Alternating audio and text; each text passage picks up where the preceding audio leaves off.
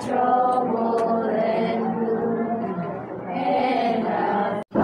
natin naiisip na yung life is hindi siya ganito dalawa, kundi ganyan siya.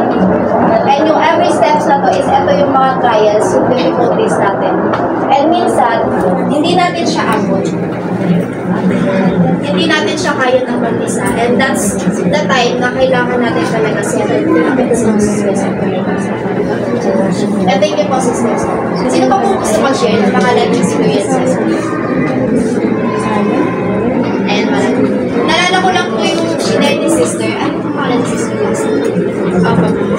Nalala ko po yung shinare niya last kasi talagang tumatak po yun sa akin po sa rin. Kaya ka ako nagsishare na yun. Gusto niyo po mag-share yun, sister? Okay, kasi masyado ka na. Ayan, so may pinagaan si sister regarding sa health niya before.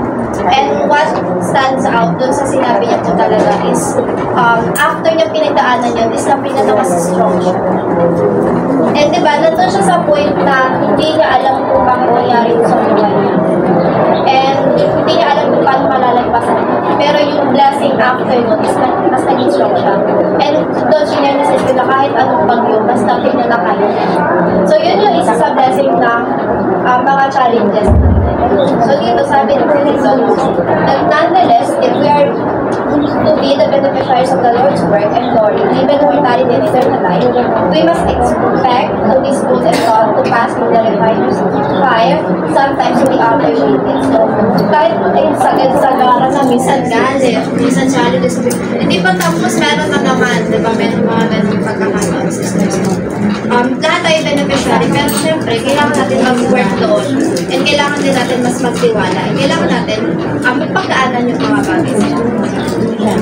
And sabi din dito, and we should not be surprised when hard times come upon us. We will encounter situations that try us and people who enable us to practice through charity and patience.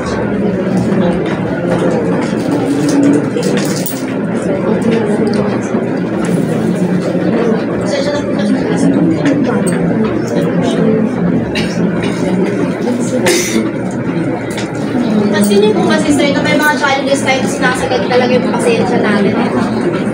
Kahit yung mga simple na na-encounter natin, kunwari,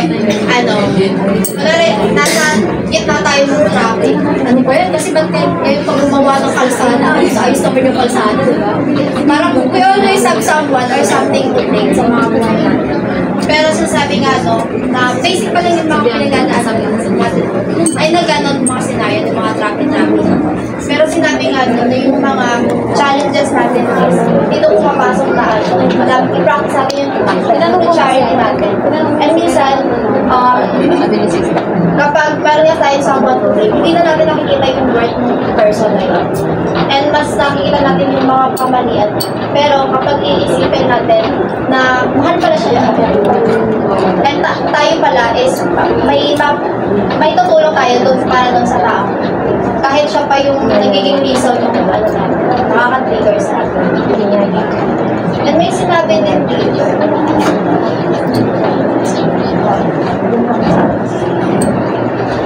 Ayan, when we feel distraught or anxious about our problems or feel that we might be receiving more than our fair share of life's difficulties, we can remember what the Lord said to the children of Israel.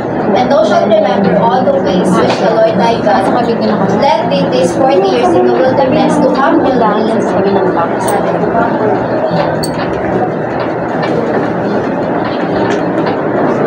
May tindahan sila. May tindahan sila. Saan ko sila ang number? Text mo. Nandiyan ka na.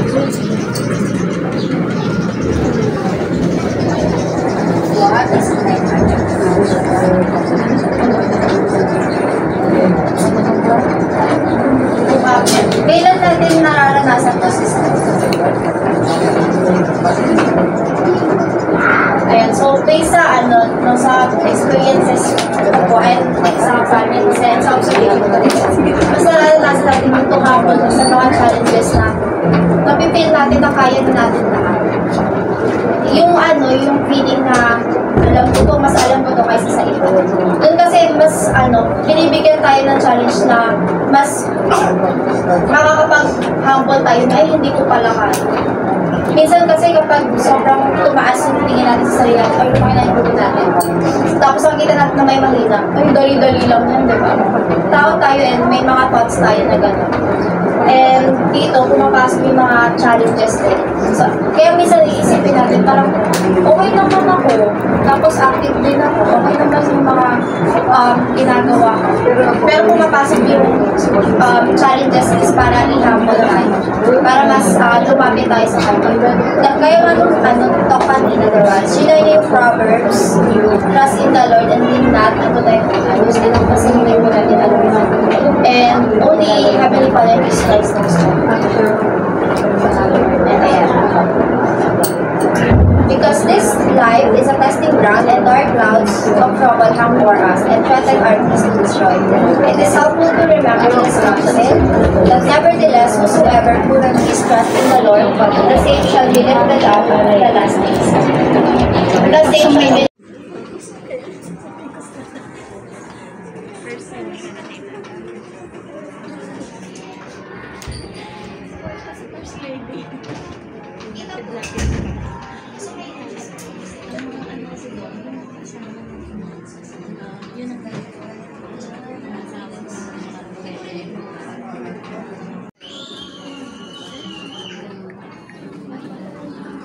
na sinunod ng sister na nag-fight siya, also, and also may pass. And also, yung magpatuloy, stay sa... Anong ginawa ko noon? Nagkulong ako sa kwarto, nag-pray talaga ako. And then, paglabas ko sa kwarto, na-feel ko talaga yung labing kong until now, makikita niyo ko, andito ko sa church. Even though,